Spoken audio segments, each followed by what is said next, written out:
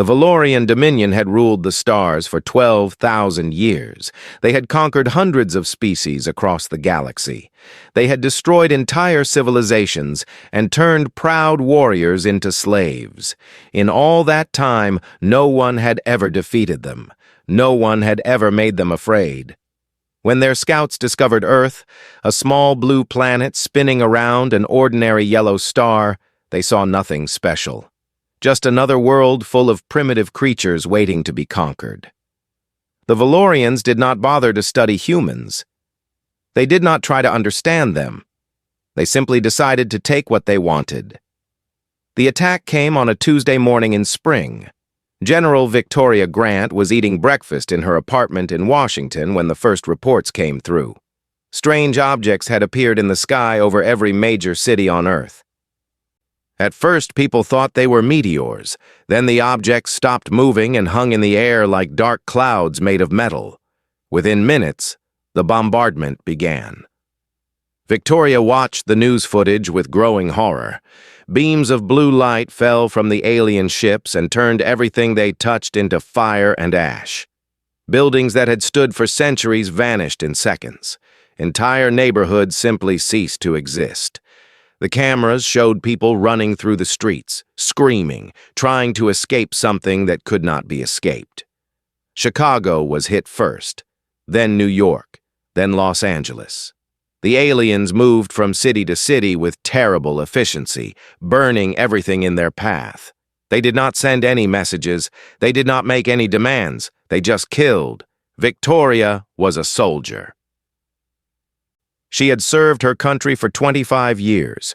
She had seen combat in 3 different wars. But nothing had prepared her for this. Nothing could prepare anyone for watching their world die. She grabbed her phone and called the Pentagon. The line was dead. She tried again and again until finally someone answered. It was Lieutenant Kevin Palmer, a young officer she had worked with before. "General Grant," he said, his voice shaking. "Thank God. We've been trying to reach all surviving command staff. The President is dead. So is the Vice President, the Secretary of Defense, most of the Joint Chiefs. The chain of command is broken." Victoria closed her eyes and took a deep breath. When she opened them again, the fear was gone. In its place was something cold and hard. "Where do you need me?" she asked. 3 days later, Victoria stood in the ruins of Chicago. The fires had finally stopped burning, but smoke still rose from the wreckage in thick gray columns. The air smelled like ash and death. Nothing moved except the rescue teams searching through the rubble for survivors. Kevin walked beside her, reading from a tablet that showed the latest casualty reports. "We've confirmed 14 million dead in North America," he said quietly. "Europe is reporting similar numbers. Asia is worse. The global death toll is somewhere around 200 million, but that number keeps climbing. 200 million people, gone in less than a day." Victoria tried to imagine that number and failed. It was too big, too terrible. "Where are the aliens now?" she asked. "Their fleet has moved into orbit around the moon. Our satellites are tracking them. It looks like they're waiting for something." "Reinforcements," Victoria said. "Ground troops. They've finished bombing us. Now they want to occupy what's left." She looked around at the destroyed city. Twisted metal and broken concrete stretched in every direction as far as she could see. Somewhere beneath all that rubble were millions of bodies that would never be recovered. Families that would never be buried. Lives that would never be lived. The Valorians had done this without warning, without reason, without mercy. They had treated humanity like insects to be stepped on. Victoria felt something growing inside her chest. It was not grief, though she had plenty of that. It was not fear, though any sane person would be afraid. It was anger. Pure, burning anger that spread through her body like fire through dry wood. "They made a mistake," she said softly. Kevin looked at her with confusion. "General? They hit us hard, but not hard enough. They killed millions, but billions are still alive. They destroyed our cities, but not our factories, not our military bases, not our will to fight. Victoria turned to face her aide. They think we're broken. They think we'll surrender. They have no idea what they've started. General, with respect, how can we fight them? Their technology is centuries ahead of ours. Their weapons can destroy cities in minutes. We don't have anything that can touch them. Victoria smiled, and there was no warmth in it. Not yet. But we're fast learners, and we have something they've never faced before. What's that? A reason to fight. Every person who lost someone in this attack. Every survivor who crawled out of the rubble, every human being on this planet now has a reason to fight until their last breath. She looked up at the gray sky, knowing the enemy was somewhere beyond it.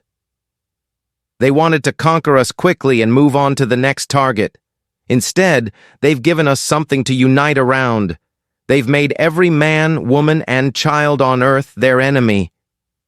That night, Victoria held a secure video conference with military leaders from around the world. Generals from Russia, China, Europe, and dozens of other nations appeared on her screen. Old rivalries and political differences meant nothing now. They had all lost the same things. They all wanted the same thing in return. We need to work together, Victoria told them. Share everything we have: technology, intelligence, resources, soldiers. The old boundaries between our countries don't matter anymore. We are all humans now, and that is the only thing that matters. One by one, the other leaders agreed. For the first time in history, the entire human race was united under a single purpose. Victoria ended the call and sat alone in the darkness of her makeshift command center. Outside, the wind blew through the ruins of what had once been a great city. Somewhere in the distance, a dog was barking. Life continued, even in the shadow of death. She pulled out a photograph from her pocket. It showed a young woman with dark hair and a bright smile. Her daughter, Lisa. She had been in New York when the attack came. There had been no survivors. Victoria looked at the photograph for a long time. Then she put it away and began planning humanity's response. The Valorians had come to Earth expecting easy prey. They had found something else entirely. They had awakened a sleeping giant, and that giant was very, very angry. The war for survival had begun. 3 months had passed since the day the sky burned. The Valorians had landed their ground forces in 12 locations around the world.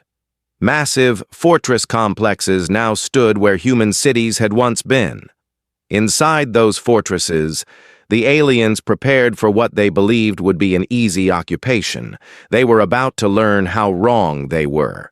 Deep beneath the Rocky Mountains, in a bunker that had been built to survive nuclear war, General Victoria Grant addressed the leaders of what remained of Earth's military. Representatives from 47 nations sat before her. Their faces showed the marks of grief and exhaustion, but also something else: determination, hunger for revenge. Our enemy believes the war is over, Victoria began. Their reports describe humans as primitive and weak. They expect us to surrender within 6 months. She paused and looked across the room. They have made a terrible mistake. They do not understand what they are dealing with. Colonel Daniel Morrison stood up from his seat. He was a Marine, a big man with scars on his face and fire in his eyes. General, we've been studying the Valorian technology we captured during the initial attacks. Dr. Laura Bennett and her team have made incredible progress. Their weapons are advanced, but they're not magic. We can understand them, we can copy them, and we can improve them. Tell me more, Victoria said. Morrison nodded to a woman sitting nearby. Dr. Bennett was small and quiet, with glasses and messy hair. She looked like she had not slept in weeks. She probably had not. The Valorian shield generators use a principle we had theorized about but never achieved, Dr. Bennett explained. But now that we have working examples, we've figured out how they work. Better yet, we've found ways to make them stronger. Give us 6 more months and we'll have shields that can stop their weapons." Another man stood up. Dr. Christopher Walsh was the head of a new department that studied alien biology. "We've also learned a great deal about the Valorians themselves," he said. "They're stronger than us, faster, more durable. In a straight fight, one Valorian soldier can kill 10 humans." "That sounds like bad news," someone muttered. "Let me finish," Walsh said. "They have weaknesses. Their lungs are sensitive to certain chemicals that are common on Earth. Tear gas affects them badly. So do some pesticides. Their nervous systems are vulnerable to specific electromagnetic frequencies. We're developing weapons that target these weaknesses." He paused. "And there's one more thing. They heal very slowly. Wounds that would kill a human can be survived by a Valorian, but it takes them months to recover. If we hurt them, they stay hurt." Victoria nodded slowly. "So we can fight them. We can hurt them.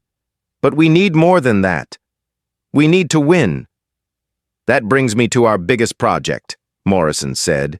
He pressed a button, and a holographic image appeared in the center of the room. It showed a massive structure being built underground in Antarctica. "We're calling it Project Phoenix. Using captured Valorian technology and our own engineering, we're building warships, real warships that can fly between stars." The room went silent. Everyone stared at the hologram. "How is that possible?" asked a Russian general. "We've never built anything like that before." "We learn fast," Morrison replied. "Especially when our survival depends on it. The first ship will be ready in 9 months. We're planning to build 12 in total." Victoria felt something she had not felt since the attack. Hope. Small and fragile, but real. Over the following months, humanity worked with desperate speed. Underground factories ran day and night, producing weapons and equipment. Scientists solved problems in weeks that would normally take decades. Every person on Earth contributed in whatever way they could. The old divisions between nations had vanished. There were no more Americans or Russians or Chinese. There were only humans, and they were all fighting for the same thing. Meanwhile, resistance cells began striking at the Valorian occupation forces. Small attacks at first. A patrol ambushed here, a supply convoy destroyed there. The aliens responded with brutal force, killing anyone they suspected of helping the resistance. But for every fighter they killed, 2 more took their place. Victoria traveled constantly, visiting resistance groups and military units around the world.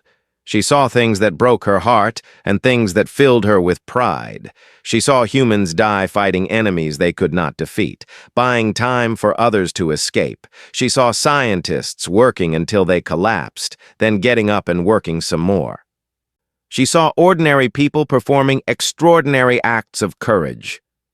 One night she visited a hospital where wounded resistance fighters were being treated. A young man was lying in one of the beds. Both his legs had been blown off by a Valorian weapon. He was maybe 20 years old. "General Grant," he said when he saw her. "It's an honor." "The honor is mine," Victoria replied. "What's your name, soldier?" "Private Ben Cooper, ma'am, 3rd Resistance Brigade." "What happened to you, Private Cooper?"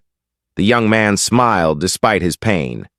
"We attacked a Valorian patrol, killed 3 of them before they got me. Worth it." Victoria looked at his ruined legs. "You've given so much. How can you say it was worth it?" "Because they're afraid now," Cooper said. "I saw it in their eyes before they shot me. They didn't expect us to fight. They didn't expect us to hurt them. Every time we attack, they get a little more afraid."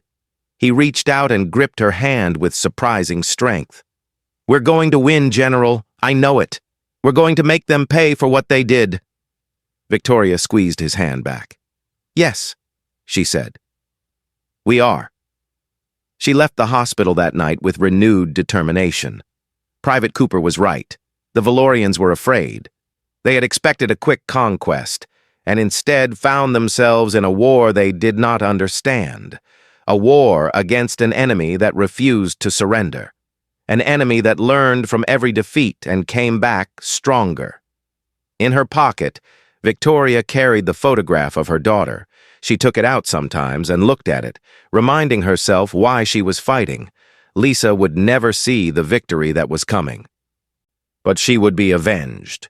Every human who had died in the attack would be avenged. 9 months later, Victoria stood in the Antarctic base and watched as the first human starship rose from its construction bay. It was called the Defiance, and it was beautiful in a deadly way. All sharp angles and hidden weapons, built by human hands using stolen alien technology. "It's ready," Morrison said beside her. "All 12 ships. The fleet is complete." Victoria looked at the warship that represented humanity's answer to the Valorian Dominion. They were still outnumbered, still outgunned, but they were no longer helpless. "Then it's time," she said. "Time to show them what happens when you attack Earth." The gathering storm was about to break. 1 year had passed since the Valorians came to Earth.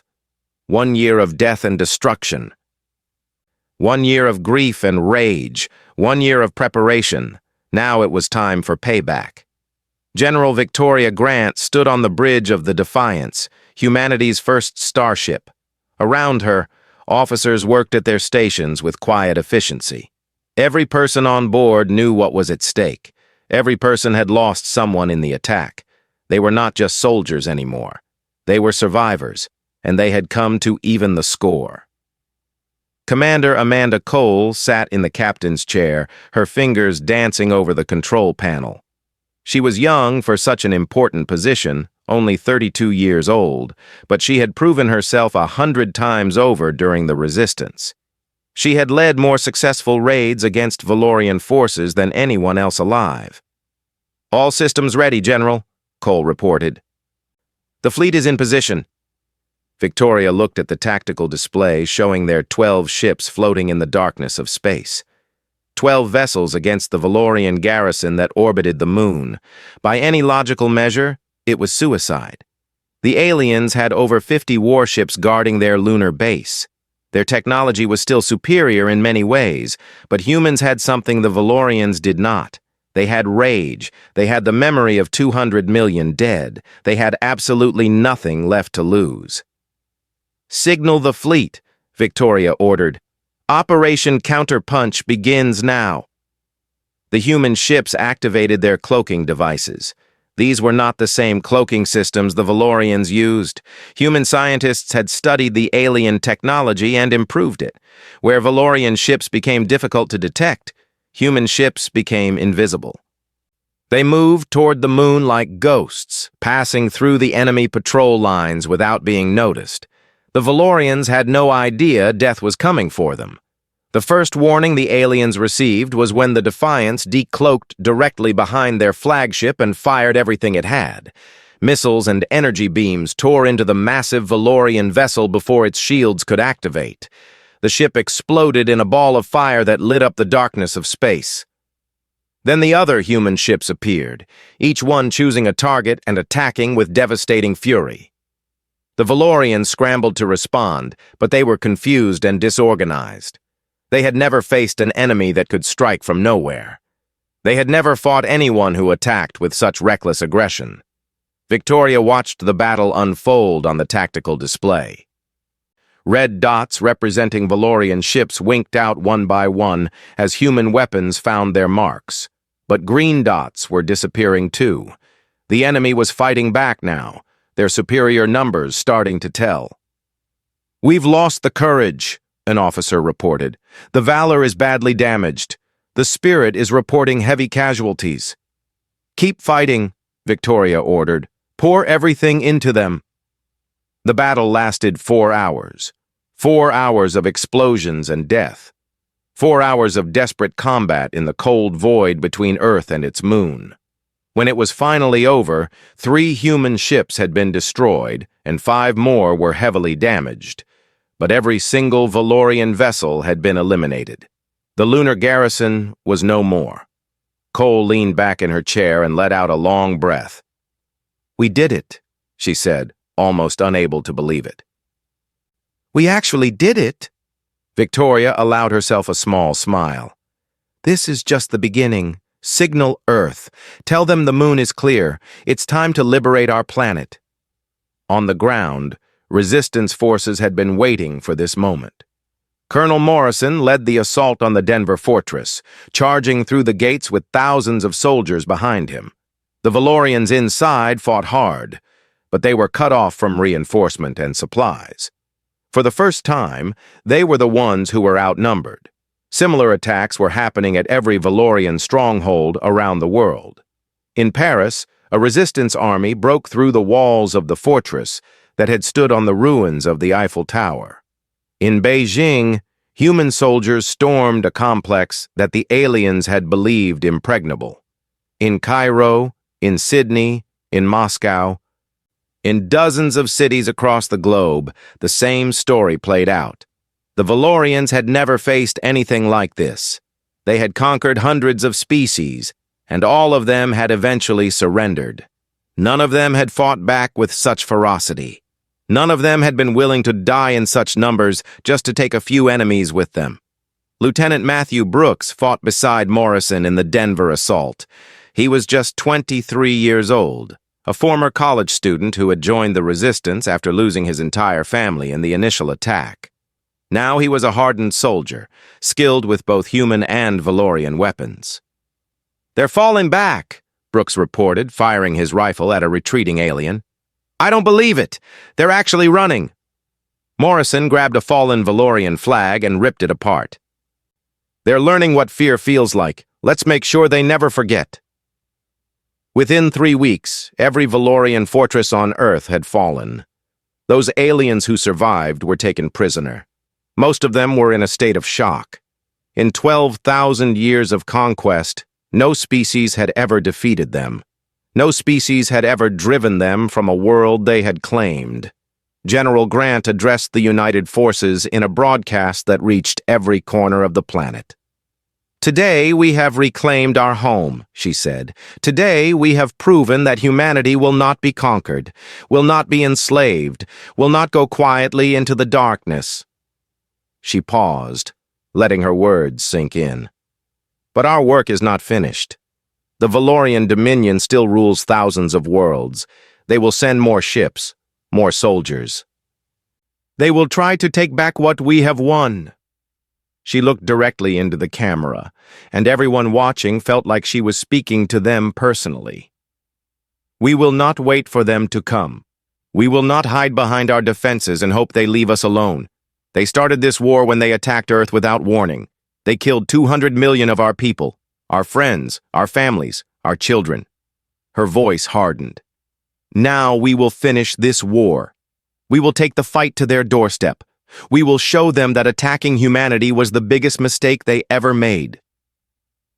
In the ruins of Chicago, where the war had begun, people gathered in the streets to watch the broadcast. When it ended, they cheered so loudly that the sound echoed across the wasteland of broken buildings. Similar celebrations erupted around the world. Humanity had won its first victory, but as Victoria said, it was only the beginning. The tide had turned, but the ocean of war was vast.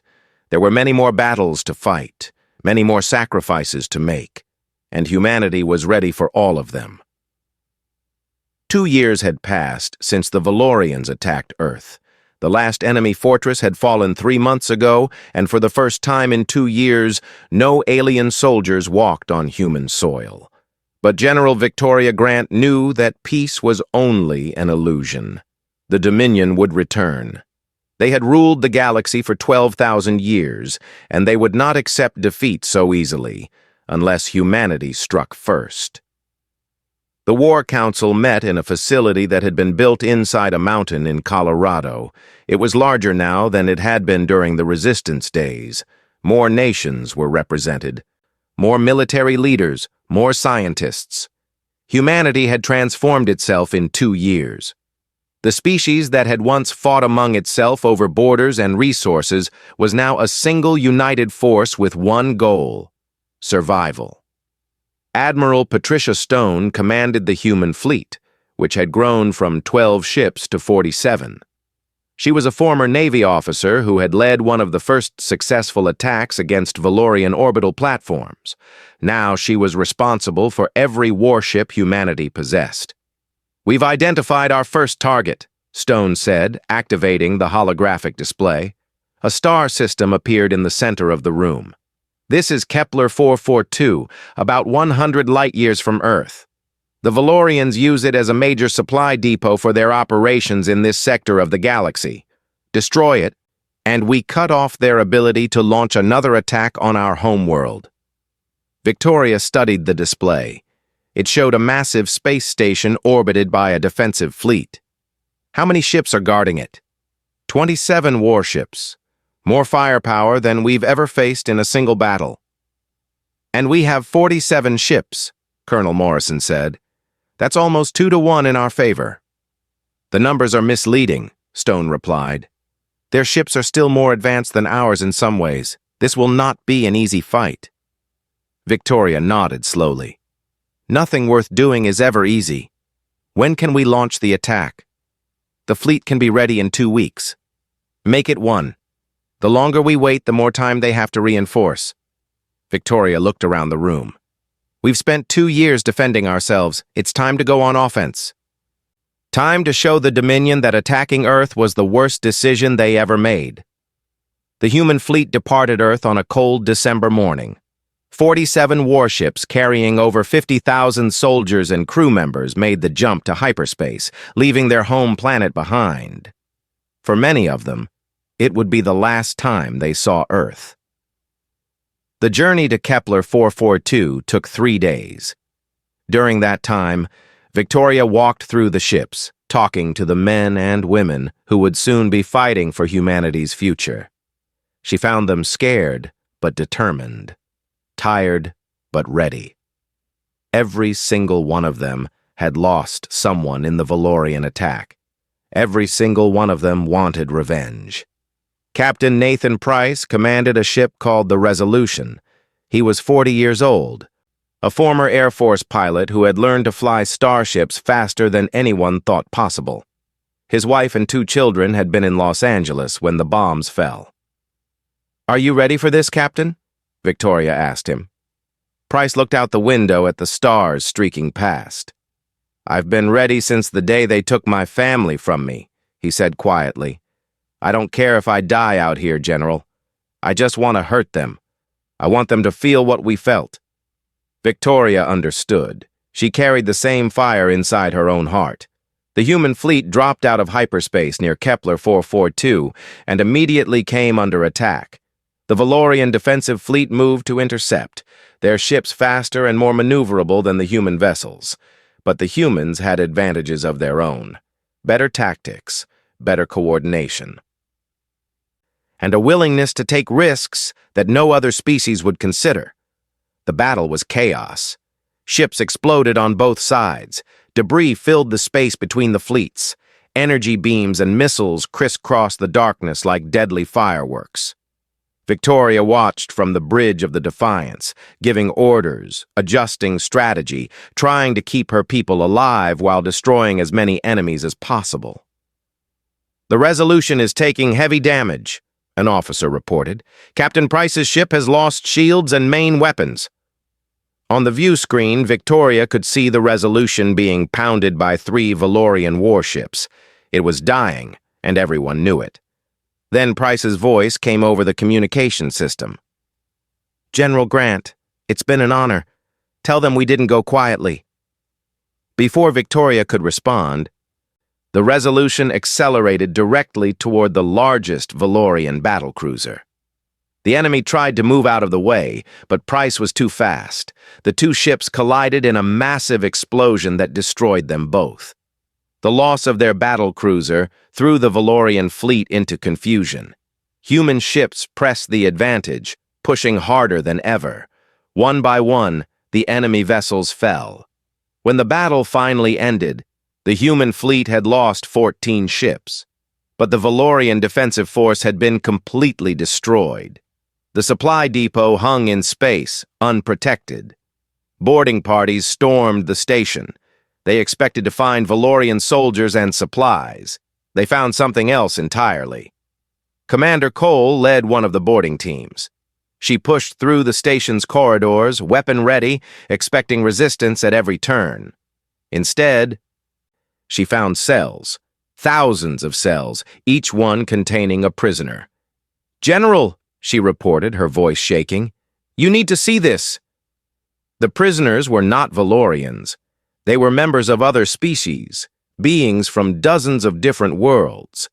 Some of them had been captured centuries ago. All of them had been worked nearly to death as slaves.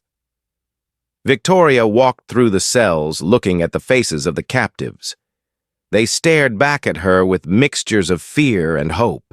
One of them, a tall being with blue skin and 4 arms, stepped forward. "Are you the ones who defeated the Valorians?" it asked in broken English. "We are," Victoria replied. "We're humans, from Earth." The alien fell to its knees. "We have prayed for someone to save us. For generations we have prayed. The Dominion has crushed every rebellion. Destroyed every resistance. We thought no one would ever stand against them." "We're standing," Victoria said. "And we're not going to stop until every slave is free." Word of the victory at Kepler 442 spread across the galaxy. So did word of the liberation of the slaves. Other species, long oppressed by the Dominion, began to take notice. They sent secret messages to Earth, offering support, offering to join the fight. Within 6 months, humanity was no longer alone. The Telvari, a species of fierce warriors who had been conquered 3,000 years ago, sent 50 ships to join the human fleet. The Kroshan, a race of engineers and scientists, provided technology that made human weapons even more powerful. Others followed. General Victoria Grant looked at the growing alliance and felt something she had not felt in a long time.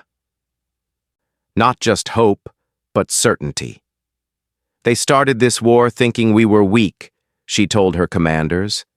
"Now the entire galaxy is going to show them how wrong they were." Humanity was no longer fighting alone, and together, they were going to bring the Dominion down. 5 years had passed since the Valorians attacked Earth. 5 years of war, 5 years of sacrifice, 5 years of blood and fire and death, but also 5 years of victory, 5 years of liberation, 5 years of proving that the galaxy's greatest empire could be defeated. Now, it was time to end it. General Victoria Grant stood before the largest military assembly in the history of the galaxy. The meeting hall was enormous, built specifically for this moment, and it was filled with beings from a dozen different species. Humans sat beside Telvari warriors. Kroshan engineers stood next to soldiers from worlds whose names most humans could not pronounce. All of them wore the same symbol on their uniforms, a blue circle with a silver star in the center, the mark of the Allied Liberation Fleet. 5 years ago, Victoria began, her voice carrying across the vast chamber, the Valorian Dominion came to my world. They came without warning, without mercy. They killed 200 million of my people in a single day. The hall was silent. Every being in the room knew this story. Every being had a similar story of their own. They expected us to surrender. They had conquered hundreds of species before us, and all of them had eventually bowed to the Dominion's power. But we did not bow. We did not break. We fought back with everything we had, and when that was not enough, we found more. She looked across the sea of faces, human and alien alike. Today, we are not just humans anymore. We are an alliance of free peoples, united against tyranny. Today, we end 12,000 years of Valorian rule. Today, we bring the war to their doorstep. The holographic display behind her activated, showing a planet covered in silver cities and orbiting defense platforms. Velor Prime, the heart of the Dominion, the world from which 12,000 years of conquest had been directed. "This is our target," Victoria said. "The Valorian homeworld. Defeat them here and the war is over. Fail and everything we've fought for means nothing." She paused. "I will not lie to you. This will be the hardest battle we have ever fought. Many of us will die, but I know with absolute certainty that we will win. Because we are fighting for something the Valorians have never understood. We are fighting for freedom, for justice, for the memory of everyone they have killed. She raised her fist. Today, we show them what happens when you attack Earth. Today, we show them what happens when you enslave the galaxy. Today, we show them that their time is over. The hall erupted in cheers. Humans shouted alongside aliens. Warriors from a dozen different worlds roared their approval. The sound was deafening. The Allied Liberation Fleet departed 3 days later.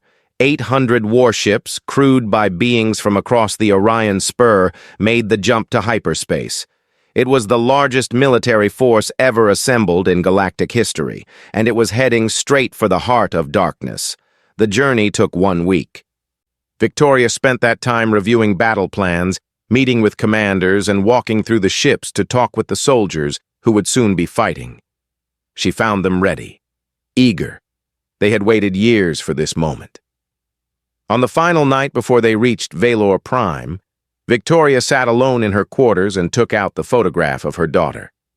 Lisa smiled back at her, frozen forever in that moment of happiness, before everything changed. "We're almost there," Victoria whispered. "I kept my promise. We didn't give up. We never stopped fighting." She touched the photograph gently. "I hope you're proud of me." The fleet dropped out of hyperspace above Valor Prime and found the Valorian Defense Force waiting for them.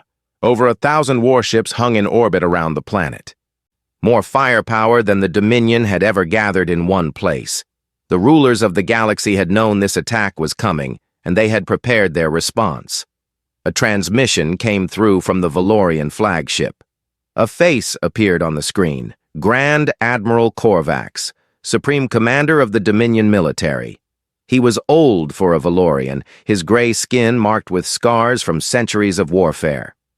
"This is Grand Admiral Korvax of the Valorian Dominion," he announced. "Your attack is futile.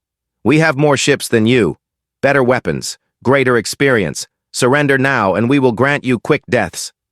Victoria looked at the screen and felt the same cold anger that had burned inside her since the day Chicago fell. "This is General Victoria Grant of Earth," she replied. 5 years ago, your Dominion attacked my world without provocation. You killed 200 million innocent people. You expected us to die quietly." Her voice grew harder. "You were wrong. We did not die. We did not surrender.